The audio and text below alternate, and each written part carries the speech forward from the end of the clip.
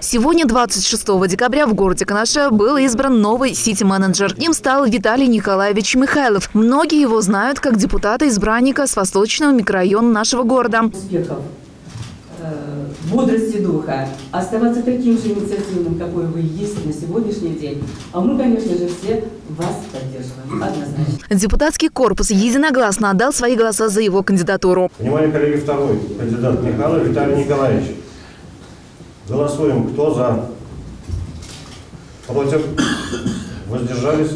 Решение принято единогласно. Конкуренцию Михайлову создавал Захаров Владислав, заместитель главы администрации. Однако депутатский корпус не поддержал его кандидатуру. Сегодня Канашской студии телевидения Виталий Михайлов дал свое первое интервью на посту главы администрации города Канаша. Мое решение было взвешенным. В принципе, здесь и депутаты единодушно поддержали. Вот это огромное им спасибо.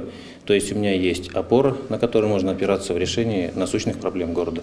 Проблем очень много и в сфере ЖКХ. В принципе, я как депутат это не понаслышке знаю. Ко мне обращались граждане, и довольно-таки часто приходилось эти вопросы решать и в муниципальных предприятиях. Моя задача – организовать надежную команду, именно профессиональных кадров, тех, которые любят город.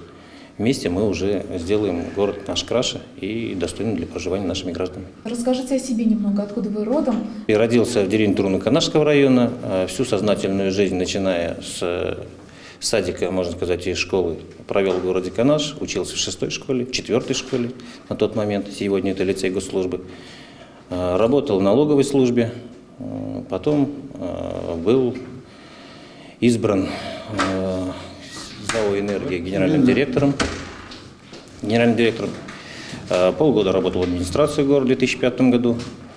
И с того времени по сегодняшний день работал директором ЗАО «Энергия», по совместительству депутатом городского собрания. Те планы, которые были намечены, придется сейчас корректировать. Вот приятная новость поступила, то, что поддержано финансирование по моногороду.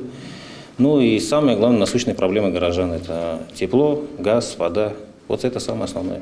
Хотелось бы поздравить наших горожан с наступающим Новым годом, пожелать им крепкого здоровья, счастья, здоровья, тепла, уюта в семьях. Близкие пусть не болеют. Ну и самое главное, чтобы все мы вместе любили свой город, ценили его. Я, например, отношусь с уважением к каждому горожанину и открыт для каждого.